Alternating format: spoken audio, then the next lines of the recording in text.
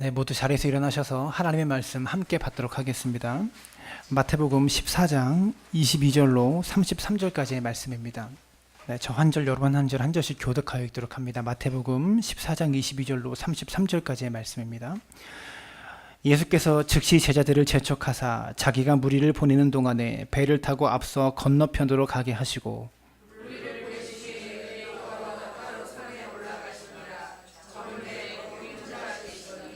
배가 이미 육지에서 술이나 떠나서 바람이 거스름으로 물결로 말미암아 고난을 당하더라.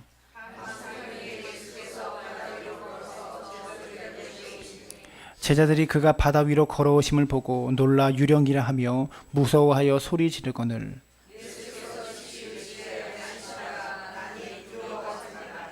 베드로가 대답하여 이르되 주여 만일 주님이시거든 나를 명하사 물 위로 오라 하소서 하니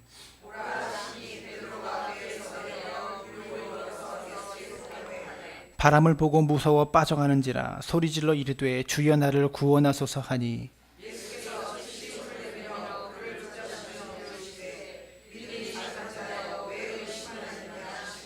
배에 함께 오름에 바람이 그치는지라.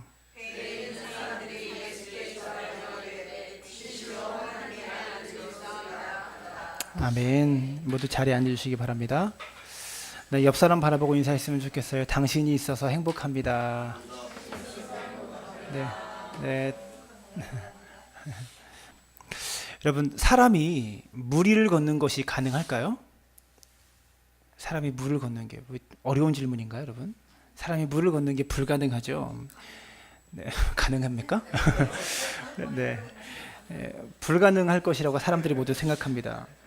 제가 설교를 준비하면서 찾아보니까 이론적으로 물 위를 걷는 법이 가능한 법이 있더라고요. 이론적으로는 사람의 시속 60km 정도의 사람이 시속 108km로 뛰어가면 물 위를 걸을 수 있대요. 이 108km의 속도가 우사인 볼트, 세계에서 제일 빠른 100m 선수 있잖아요. 우사인 볼트가 100m 세계 신기록을 세울 때 그때 속도의 3배로 뛰는 속도라고 합니다. 우리가 그 정도의 속도를 뛸 수 있으면 물 위를 걸을 수 있대요. 또 어떤 초등학생이 올린 글 같은데 제가 열심히 연구해 보니까 이 발바닥 밑에 옥수수 가루하고 밀가루하고 참기름하고 식용유하고 막 이렇게 막 뭉쳐서 발바닥 밑에 바르면서 열심히 뛰어가면 걸을 수 있다. 한번 해보세요 라고 하는 초등학생이 쓴 답변을 제가 본 적이 있어요. 제가 뭘 아멘을 하십니까? 제가 깜짝 놀란 것은요, 물 위를 걷는 사진을 누가 찍어서 올렸더라고요. 한번 보여주세요. 생수를 깔아놓고 이 생수병 위를 막 걷고 있더라고요. 물 위를 걷는 사람이라고 딱 제목을 해서 올린 그림을 봤습니다. 여러분, 제가 진짜로 물 위를 걸을 수 있는 방법을 여러분들에게 알려드릴게요. 잘 들어보세요. 물 위를 걷는 방법이 뭐냐면 왼발이 물에 빠지기 전에 오른발을 딛고 오른발이 물에 빠지기 전에 왼발을 디디면 걸을 수 있습니다. 재미없죠? 네, 재미없을 줄 알았습니다. 근데 여러분, 제가 말장난하기 위해서 이런 이야기를 꺼낸 것이 아닙니다. 우리 성도님들의 삶과 인생을 제가 바라보면서 이런 생각이 들어요. 우리의 삶이라는 것이 마치 물 위를 걷는 것처럼 우리가 내딛는 그 한 걸음이 절망의 바다에 빠지기 전에 또 다른 발을 내딛지만 그 발 역시 절망의 바다에 빠져가고 있고 또 다른 발을 내딛지만 역시 절망의 바다로 우리가 점점 깊이 들어가고 있지는 않은가. 인생을 바다라고 하잖아요. 우리가 산다는 것을 바다에 비유하고 항해에 비유합니다. 인생을 항해에 비유하는데 인생의 바다를 걷는 마음으로 오늘 설교를 제가 준비하였습니다. 예수님께서 물 위를 걸으신 이 사건이 요한복음과 마태복음에 기록되어 있어요. 그런데 오늘 본문 마태복음에는 요한복음에 등장하지 않는 장면이 한 가지가 첨가되었습니다. 마태복음에는 베드로가 예수님을 따라서 물 위를 걷다가 다시 물에 빠지는 장면이 나와요. 이게 마태복음에만 나와 있는 장면입니다. 예수께서 물 위를 걸으신 이 사건 바로 앞에 등장하는 사건이 무엇이냐면 물고기 5개와 보리떡 5개와 물고기 2마리로 5,000명을 먹이신 오병이어의 기적이 있잖아요. 그 기적 다음에 바로 이 물 위를 걷는 이 기적이 등장하게 되어집니다. 베드로는요, 보리떡 5개와 물고기 2마리로 5,000명을 먹이는 기적의 현장에 예수님의 제자로 많은 사람들에게 떡을 떼면서 나눠주는 기적의 현장에 기적의 주인공으로 그 자리에 있었어요. 기적의 도구로 베드로는 쓰임 받았다라는 겁니다. 그리고 베드로는 믿음으로 무리를 걷다가 의심으로 다시 물에 빠져버리는, 베드로라는 한 인물이 방금 전에는 좋은 모델로 있다가 한순간에 나쁜 믿음의 모델로 전락해버리는 이런 아이러니를 우리는 보고 있다는 것이죠. 오병이어의 기적 이후에 예수님께서 사람들이 예수님께 열광을 합니다. 그때 22절을 보시면 이렇게 말해요. 함께 읽습니다. 시작. 예수께서 즉시 제자들을 재촉하사 자기가 무리를 보내는 동안에 배를 타고 앞서 건너편으로 가게 하시고, 22절에 새로운 사건이 도입되고 있는데 재촉하사라는 단어가 등장합니다. 이 재촉하사라는 단어가 헬라어로 아나그카조라는 단어인데 이 단어의 뜻이 강제하다, 강요하다 이런 뜻이에요. 예수님께서 오병이어의 기적 이후에 사람들이 자기에게 막 열광하니까, 예수님께 열광하니까 제자들을 강제적으로 배를 태워서 강 건너편으로, 갈릴리 바다 건너편으로 보내셨다라는 거죠. 그러면 예수님께서 왜 제자들을 재촉하셔서 강제적으로 강요하셔서 건너편 바다로 건너가라고 이렇게 강제로 배에 태우고 계신 것일까? 그것은 오늘 본문의 병행 구절인 요한복음 6장 15절을 보시면 알 수 있습니다. 또 함께 읽을까요? 시작. 예수께서 그들이 와서 자기를 억지로 붙들어 임금으로 삼으려는 줄 아시고 다시 혼자 산으로 떠나가시니라. 네. 같은 본문이죠. 네. 예수께서 여러 가지 모양으로 하나님 나라에 대해서 가르치셨습니다. 제자들에게, 그리고 많은 사람들에게. 그리고 오병이어의 기적을 통해서 하나님의 나라가 이 땅에 임하였다라고 오병이어의 기적으로 사람들에게 가르치신 겁니다. 그런데 사람들이요, 예수님께서 주시는 육적인 떡은 먹었지만 영적인 떡을 먹으려고 하지 않아요. 오병이어라는 육적인 떡을 먹여주니까 열광했지만 예수님께서 그동안 주셨던 많은 영적인 떡에 대해서는 무관심했다라는 겁니다.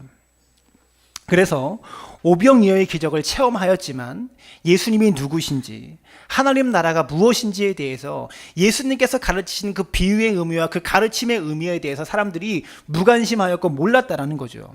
그 결과로 이 무리들은 예수님을 왕으로 삼으려 했다라는 겁니다. 우리의 경제의 문제, 우리 떡 먹는 문제를 해결해 주실 수 있는 분이니까, 먹고 사는 문제를 해결해 주실 수 있는 분이 예수님이니까 당신께서 우리 왕이 되어 주십시오라고 지금 열광하고 있다라는 겁니다.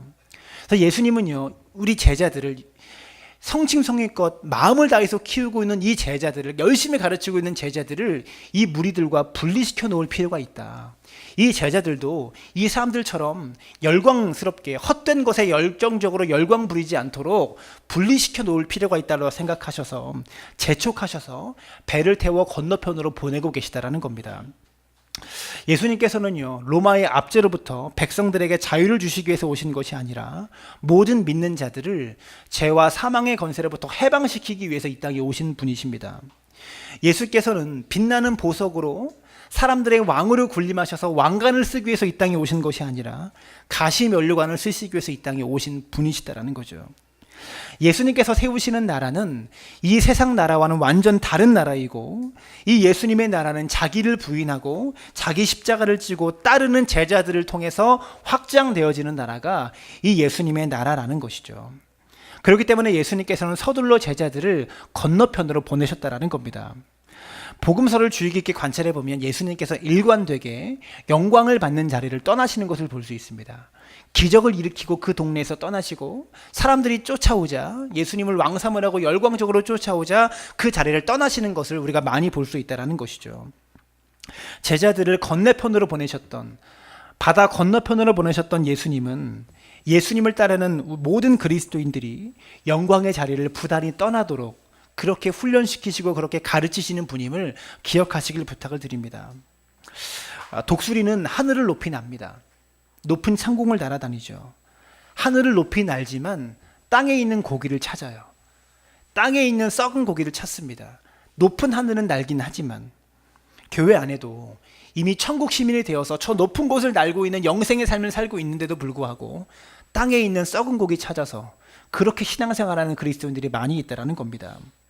이 땅에 육신의 고기 덩어리 찾아 먹으려고 배회하면서 하늘은 살고 있는데 땅만 쳐다보며 살아가는 인생들이 많이 있다는 것이죠.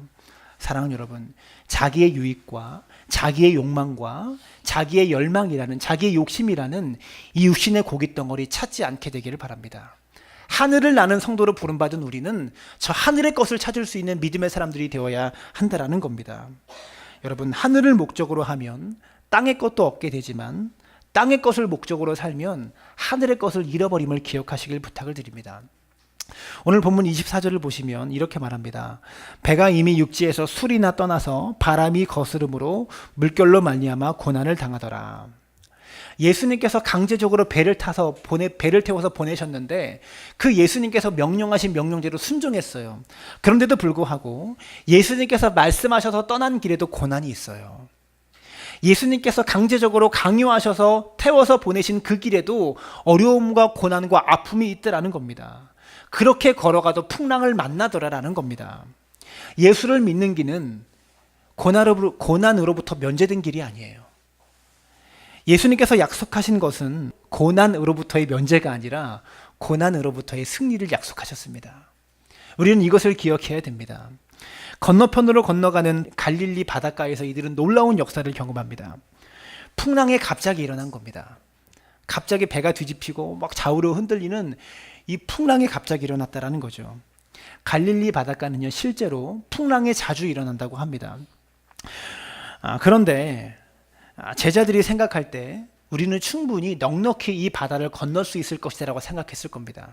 비록 돌풍이 있고 풍랑이 일어나긴 하지만 우리는 충분히 건널 수 있을 것이라고 생각했어요. 왜냐하면 예수님의 제자 중에 최소한 7명 이상은 이 갈릴리 지역을 중심으로 이 갈릴리 바다가 고향이었던 사람들입니다. 직업이 절반 가까이가 어부예요. 그래서 어렸을 때부터 배를 타고 왔다 갔다 했고 이 갈릴리 바닷가에서 수영하고 놀았고 이 갈릴리 바닷가를 중심으로 먹고 살았던 그런 사람들이었다라는 것이죠. 그렇기 때문에 그들의 능력이라면 충분히 이 바다쯤은 건널 수 있을 것이야 라고 그 사람들이 생각했을 거라는 겁니다. 근데 지금 그들이 풍랑 가운데서 고통스러워하고 있고 풍랑 속에서 지금 헤어나지 못하고 있는 그런 상황 속에 이들이 놓여 있더라는 겁니다. 요한복음 6장 19절을 보시면 이렇게 말합니다. 제자들이 노를 저어 10여리쯤 가다가 이렇게 말합니다. 제자들이 얼만큼 갔는지에 대해서 지금 말하고 있어요. 10여리를요, 이 킬로미터로 한 사람은 4.8km 정도입니다.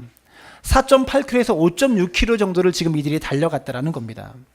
제자들이 벳세다에서 출발해서 가버나움으로 가고 있는데 이 거리가 16km입니다. 이 바다를 건너가는 거리가 16km인데 지금 4.8km에서 5.6km 정도 간 상태에서 풍랑을 만나서 배가 뒤집힐 위기에 지금 처했다라는 것이죠. 제자들은 바다 항복판에서 지금 풍랑을 만났다라는 겁니다. 바람이 불고 물결이 세차서 더 이상 앞으로 나가지 못하는 그런 상황에 이들이 처해 있다라는 겁니다. 그때 예수님께서 뭐 하고 계셨습니까? 산에서 기도하고 계셨어요. 제자들을 보내시고 산 위에 오르셔서 지금 예수님은 제자들을 보내놓고 기도하고 계셨다라는 겁니다.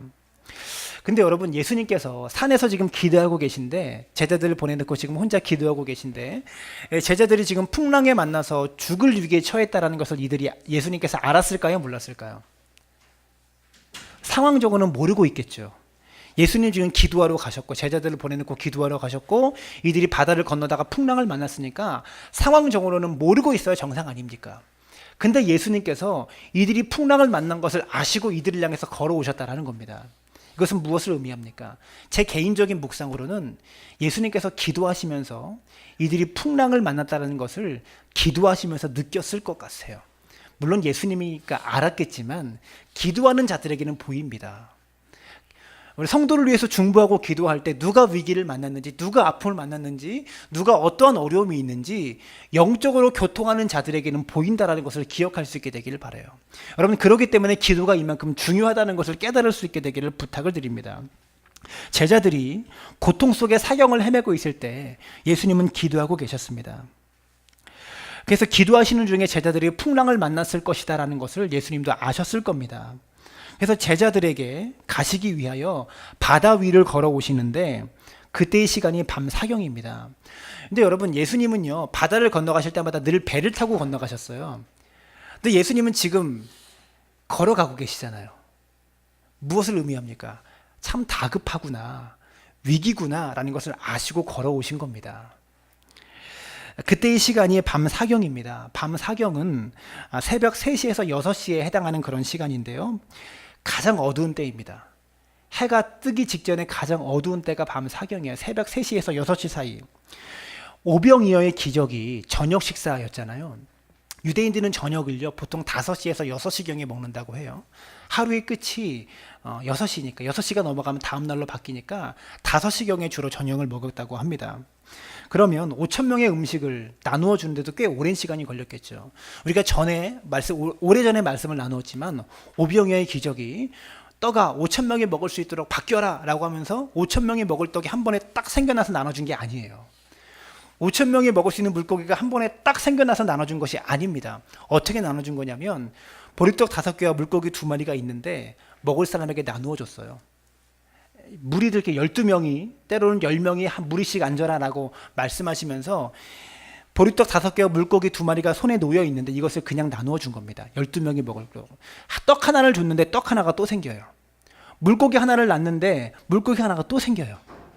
나눠주고 나눠줘도 이 작은 보리떡 5개와 물고기 2마리가 없어지지 않는 또 생기는 역사들을 이들은 경험하고 눈앞에서 보고 있기 때문에 5천 명이 먹을 것을 이렇게 나눠줬다고 생각하면 얼마나 오랜 시간이 걸렸겠어요. 한 번에 다 만들어 놓고 나눠준 것이 아니고 보통 4시간에서 6시간 정도 걸렸을 것이다 라고 추정합니다.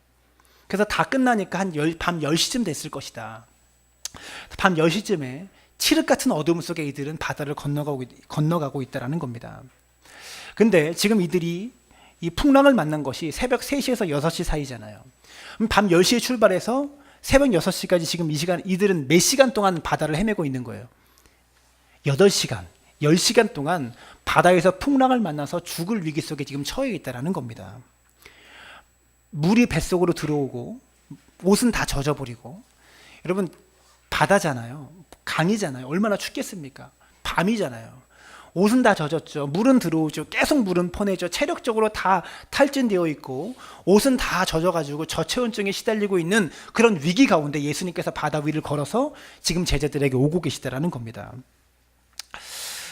그런 제자들에게 예수님께서 바다 위를 걸으셔서 찾아온 것인데 제자들의 눈은 5.6km 밖에서 걸어오고 계신 주님을 바라보지 못했지만 예수님은요 칠흑 같은 어둠 속에 5.6km 밖에 있는 제자들이 어디에 있는지를 정확하게 아시고 그들을 향해서 걸어오셨다는 겁니다.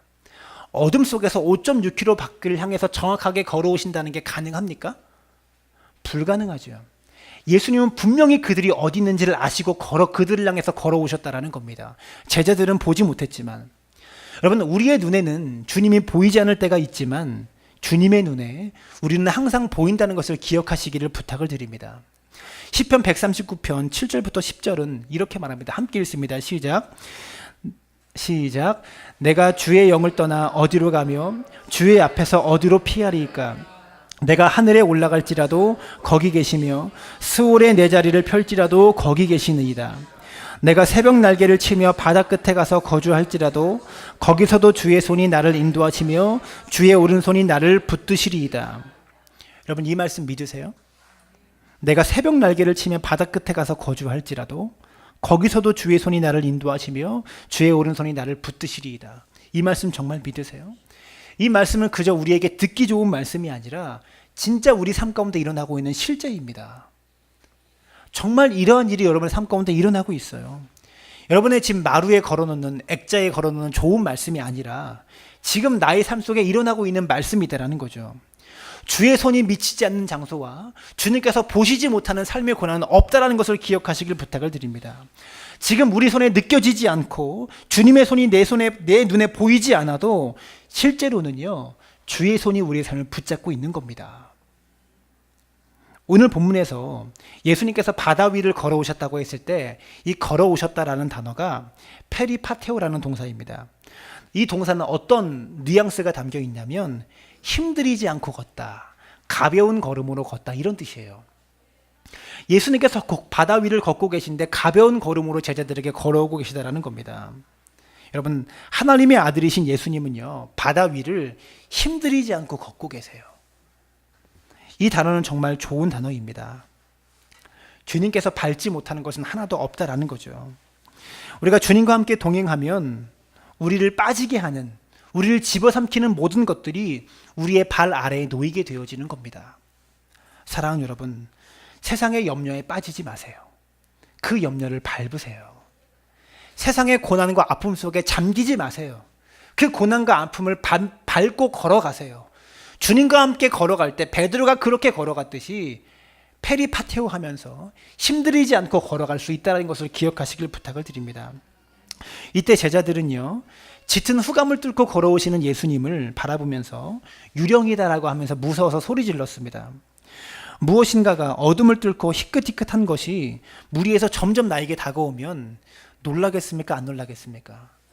제자들은 밤새도록 물을 퍼내느라고 탈진해 있는 상태고요. 옷도 젖어 있어서 전체온증에 빠져 있는 상태입니다. 아마 저승사자가 왔구나. 내가 죽을 때가 다가왔구나라고 생각하면서 이들은 두려워했을 겁니다. 놀라는 것이 당연한 거죠. 그런데 문제는요, 이 사건만 띄워놓고 보면 놀랄 만한 사건인데 이 사건 바로 앞에 어떤 일이 있었습니까? 오병이어의 기적이 있었죠.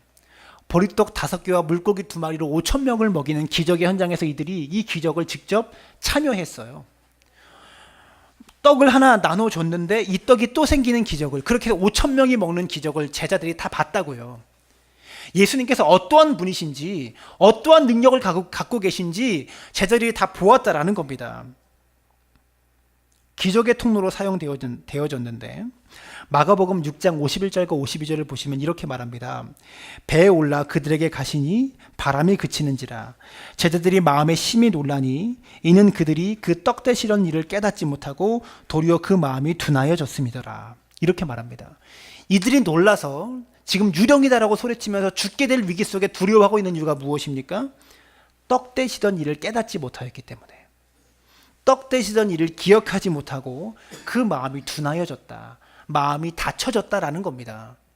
여러분, 예수님께서 그 5,000명을 먹이시는 기적을 경험했다면 이 위기 속에 나를 구하실 수 있다. 예수님은 불가능이 없다라는 것을 제자들이 알아야 되는데 위기를 만나니까 그 떡 되시던 일을, 불과 몇 시간 전에 일어났던 그 일을 잊어버렸다라는 겁니다. 기억하지 못하였다는 겁니다. 그래서 예수님에 대하여 마음이 닫혀버렸다라는 거죠. 우리가 인생을 살아도 똑같은 거 아닙니까? 불과 얼마 전에는 엄청난 기적과 은혜를 내가 경험했는데 또 위기를 만나니까 그때의 기억을 다 잊어버린 거예요. 떡 되시던 일을 기억하지 못하는 것처럼. 그래서 마음이 둔하여지는 그런 일들을 우리가 매일 겪고 있고 우리가 그렇게 신앙생활을 하고 있다는 거죠. 마음이 둔하여졌음이러라 라고 표현한 성경 원어는요, 마음이 대리석같이 딱딱해졌다라는 겁니다. 여러분, 기적을 체험했는데, 오병이어의 기적을 체험했는데도 마음이 더 딱딱해질 수 있다는 것을 우리는 알아야 합니다. 기적만 경험하고 그 기적을 일으키신 예수님이 어떠한 분인지를 깨닫지 못하고 그분이 걸어가시는 길에 우리가 동행하지 못하면 그 기적의 체험이 그 사람을 영적으로 더 무지하게 만들 수 있다는 것을 우리는 알아야 된다는 거죠. 기적을 통해서 기적을 행하시는 주님을 바라볼 수 있게 되기를 부탁을 드립니다. 예수님을 더 많이 사랑하게 되고 예수님께 더 많이 순종하게 되는 것이 기적의 참된 목적입니다. 여러분, 그러면 예수님을 더 알아가고 예수님께 더 순종하고 예수님을 더 많이 사랑하고 더 많이 닮아가게 되는 것은 꼭 기적이 있어야만 이루어지는 일입니까? 아니죠. 나에게 주시는 말씀 먹고 순종하면 예수님 닮아갈 수 있는 겁니다. 기적의 목적이 주님의 사랑을 더 깊이 깨닫고 주님을 닮아가는 것이 기적의 목적인데 그 기적을 보지 않아도, 기적을 경험하지 않아도 그 기적의 목적을 이룰 수 있다면 그게 더 좋은 거 아닙니까? 그래서 우리의 삶은 이미 다 기적으로 이루어진 삶이라는 겁니다. 우리가 기적을 보지 못한다고 할지라도 기적의 목적을 다 이루면서 신앙생활하고 있다는 겁니다. 사랑하는 여러분, 말씀을 읽고 이 말씀에 순종하는 것을 신앙생활의 첫 번째 목적으로 삼을 수 있게 되기를 바랍니다. 예수님께서는 놀라는 제자들에게 이렇게 말씀하셨어요. 안심하라. 난이 두려워하지 말라. 여러분, 지난 한 주간도 두렵지 않으셨습니까? 안심하지 못하는 인생의 상황들이 참 많이 있었죠. 여러분, 그런데 안심하라라는 단어와 두려워하지 말라라는 단어 사이에 있는 단어가 무엇입니까? 난이라는 단어입니다. 여기서 난이는 누구를 가리킵니까? 예수님을 말하죠. 안심하라라는 이 명령과 두려워하지 말라라는 이 명령 사이에 가운데 있는 단어가 예수님이다라는 겁니다. 이 난이라는 단어가 있는 이유는 예수님의 존재와 예수님의 임재가 우리 삶의 중심에 있으면 우리가 항상 안심할 수 있고 두려워하지 않을 수 있다라는 겁니다. 우리 삶의 중심에 예수님이 있으면 안심하지 않고 두려워하지 않을 수 있어요. 현대인들은 두려움 속에 살아갑니다. 매일의 삶의 두려움의 연속이죠. 우리의 삶의 두려움 속에 예수님을 중심에 놓고 살아갈 때 여러분 우리의 삶이 두려워하지 않고 안심할 수 있다는 것을 기억하시길 부탁을 드립니다. 여러분 두려움이 생기는 이유가 무엇입니까? 욕망 때문에 생기는 거예요. 높아지고 싶은 욕망이 있으면 낮아지는 것이 두렵고요. 부유해지고 싶은 욕망이 있으면 가난해지는 것이 두렵고, 강해지고 싶은 욕망이 있으면 약해지는 것이 두렵고, 칭찬받고 싶은 욕망이 있으면 비판받는 것이 두렵습니다. 잘하고 싶은 욕망이 있으면 실수하는 것이 두려워요. 그게 사람의 마음이다라는 겁니다. 우리가 두려움으로부터 자유하지 못한 것은요, 욕망으로부터 자유하지 못하기 때문에, 내 욕망을 떨쳐버리지 못했기 때문에 두렵다라는 것이죠. 여러분 세상의 욕망 내려놓으실 수 있게 되기를 바랍니다. 그러면 세상으로부터의 두려움에서 우리가 욕망을 내려놓을 때 자유할 수 있게 된다는 것이죠. 유대인의 속담 중에 이런 말이 있습니다. 아무것도 두려워하지 않을 때까지 하나님만 두려워하십시오. 하나님만 두려워하는 것은요, 하나님만 사랑할 때 가능하다라는 겁니다. 우리가 하나님만 두려워할 때 세상의 그 무엇도 두렵지 않은 역사들을 경험할 수 있다는 겁니다. 사람은 내가 두려워하는 것에 지배를 받아요. 사람을 두려워하면 사람의 지배를 받고요. 돈을 무서워하면 돈의 지배를 받아요. 하나님을 두려워하면 하나님의 통치를 받게 된다는 겁니다. 내가 두려워하고 내가 무서워하는 것에 지배를 받게 되는 것이 우리 인간이다라는 것이죠. 시편 3편과 4편은 다윗 왕이 이 자신의 아들 압살롬에게 나라를 빼앗겼을 때 허겁지겁 머리도 묶지 못하고 머리도 풀어에 치고 맨발로 밤중에 도망 나왔거든요. 그때 압살롬을 피해서 도망 다니면서 썼던 시가 시편 3편과 4편입니다. 이렇게 말합니다. 함께 읽습니다. 시작. 내가 누워 자고 깨었으니 여호와께서 나를 붙드심이로다. 천만인이 나를 에워싸 진친다고 하여도 나는 두려워하지 아니하리이다. 천만인이 나를 에워싸 진친다 하여도 나는 두려워하지 않는다. 이게 하나님의 말씀입니다. 다윗은 하늘에 계신 하나님 한 분만을 두려워했다라는 거예요. 이것이 다윗이 평안히 잘 수 있었던 비결입니다. 광야에서, 왕궁에서, 그 대궐에서 평안한 잠자리에서 잠자던 다윗이 광야에서 돌베개 메고 사막에 모래바람에 흙먼지가 날리는 그 모래바닥에서 잠잘 수 있었던 비결이 바로 하나님을 두려워했기 때문에 그렇다라는 것이죠. 시편 4절과 8절은 또 이렇게 말해요. 내가 평안히 눕고 자기도 하리니 나를 안전히 살게 하시는 이는 오직 여호와이시니이다. 여러분 이 말씀 다 알지만 이 말씀대로 사는 것 쉽지 않습니다. 참 어려운 일이죠. 여러분 이 말씀대로 살아보고 싶지 않습니까? 인생의 두려움과 어려움 속에 평안히 눕고 잘 수 있는 그런 은혜들을 경험해보고 싶지 않습니까? 종교개혁자 마틴 루터는 종교개혁을 일으키면서 그 두려움 속에 생명의 위협과 여러 가지 어려움들이 그의 삶 속에 두려움들이 있었잖아요. 종교개혁을 일으키면서. 근데 그는 밤이 되면 이렇게 기도했다고 합니다. 하나님, 이게 제 세상입니까? 하나님 세상입니까? 하나님, 이게 제 교회입니까? 하나님의 교회입니까?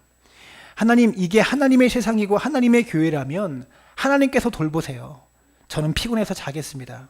안녕히 주무세요. 내일 뵙겠습니다. 이렇게 기도하면서 잤대요.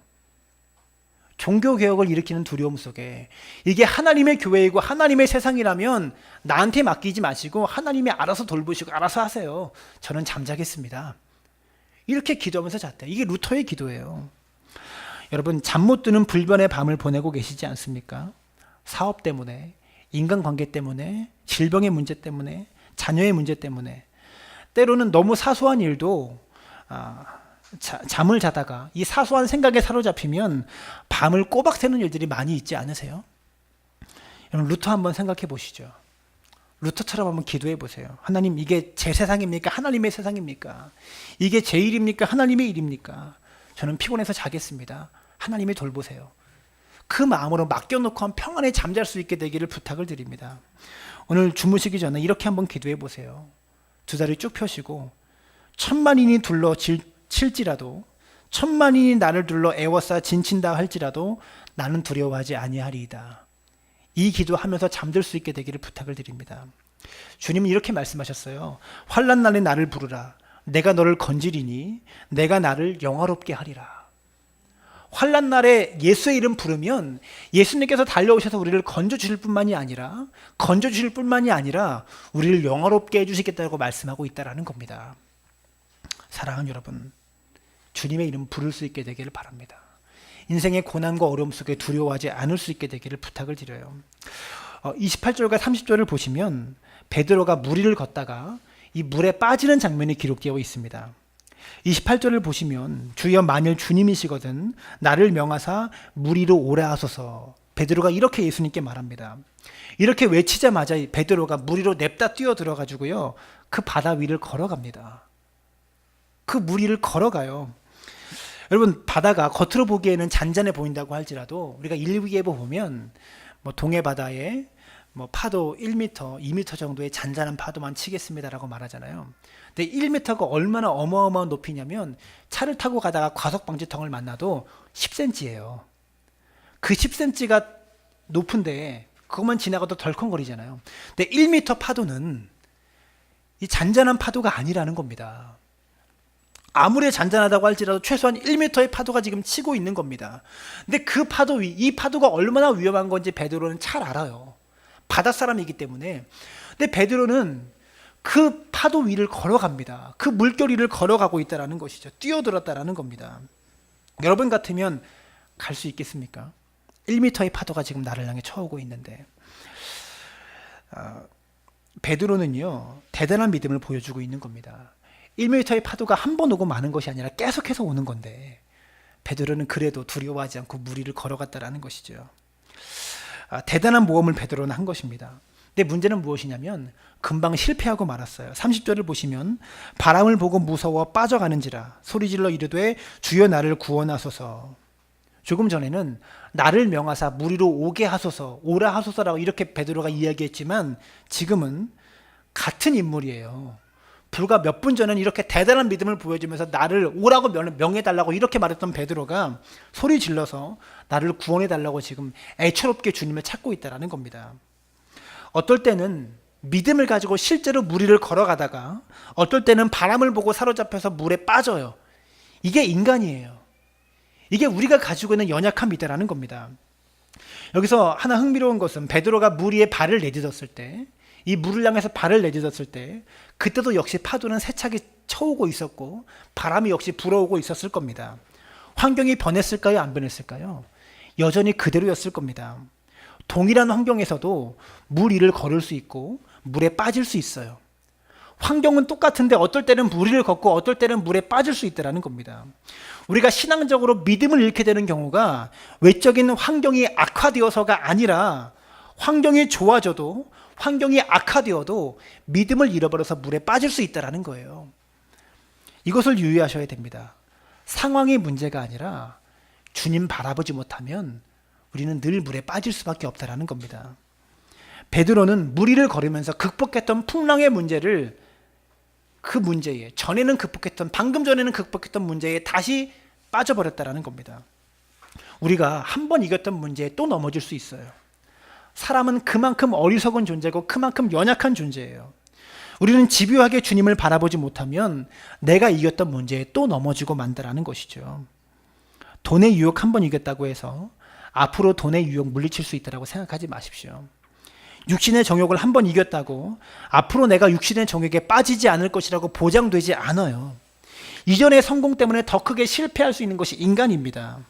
항상 하나님만 바라봐야 큰 물결도 넘어갈 수 있고 작은 물결도 하나님 바라봐야 넘어갈 수 있다는 것을 기억하시길 부탁을 드립니다. 이것을 우리 삶에 적용하면 우리가 지금 어떠한 상황에 처해 있는가, 어떠한 환경에 놓여 있는가, 이것이 문제의 본질이 아니라는 겁니다. 이 문제를 해결하는 본질적인 방법은 내가 지금 주님 바라보고 있는가, 이것이 문제 해결의 본질적인 방법이라는 것을 기억하시길 부탁을 드립니다. 주님 바라보지 못하면 작은 물결에도 빠질 것이요, 주님 바라보면 큰 물결도 믿음으로 그 물결 위를 걸어갈 수 있다는 겁니다. 여러분, 혹시 삶의 거친 물결 앞에서 주님의 사랑과 주님의 능력을 의심하고 계시다면 오늘 그 의심 이기십시오. 어떻게 그 의심을 이겨낼 수 있습니까? 의심보다 더 큰 믿음 가지면 이겨낼 수 있어요. 그 의심보다 더 간절히 주님 붙잡으면 이겨낼 수 있다는 겁니다. 여러분, 예수님께서 오라고 한들, 베드로에게 명령해서 오라고 한들 베드로가 발을 내딛는 것이 쉬운 일이었겠습니까? 어려운 일이에요. 쉽지 않습니다. 그런데 그 길 위를, 그 물결 위를 베드로는 예수님 명령 한 번에 발을 내딛고 걸어갔다라는 겁니다. 아주 담대하게 베드로는 물 위를 걸어갑니다.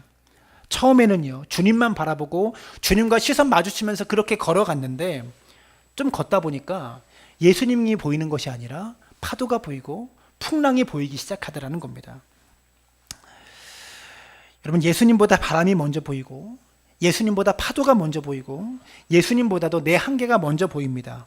그러는 순간에 빠져들어가는 거예요. 예수님보다 다른 것이 먼저 보이는 순간에, 환경이 보이고 어떠한 것이 보이는 순간에 물속에 빠져들어간다는 거죠.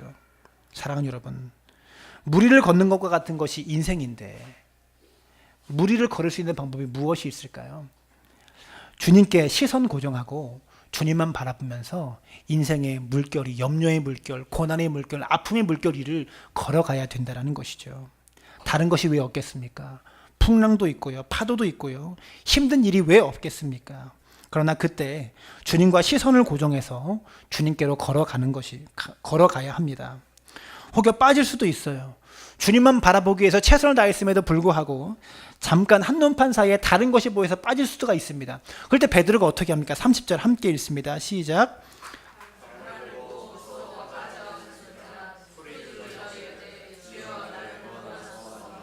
아멘. 이 30절의 고백대로 소리질러 이르되 주여 나를 구원하소서, 이렇게 외치는 겁니다. 환경을 바라보다가, 처음에는 열심히 주님 바라보고 걸어갔는데 환경 바라보다가 물속에 빠졌을 때 그때는 소리질러서 주님을 외치는 겁니다. 나를 구원하라고, 나를 살려달라고. 이렇게 외쳐야 물에서 빠져나올 수 있다는 거죠. 사랑하는 여러분, 풍랑을 만나게 되었을 때 주님께 외치십시오. 나를 살려달라고, 나를 구원해달라고. 그때 주님의 손이 우리를 잡아서 물속에서 다시 우리를 꺼내주신다는 겁니다. 그리고 가장 중요한 것이 오늘 말씀의 결론인데요, 32절입니다. 32절 함께 읽습니다. 시작. 배에 함께 오름에 바람이 그치는지라. 주님께서 우리가 타고 있는 인생의 배 위에 함께 오르실 때 그때 바람이 그친다라는 것이죠. 또한 인생의 바람이 그치지 않아도 주님께서 내가 타고 있는 배 위에 오르실 때 그때 안전하게 되어지는 겁니다.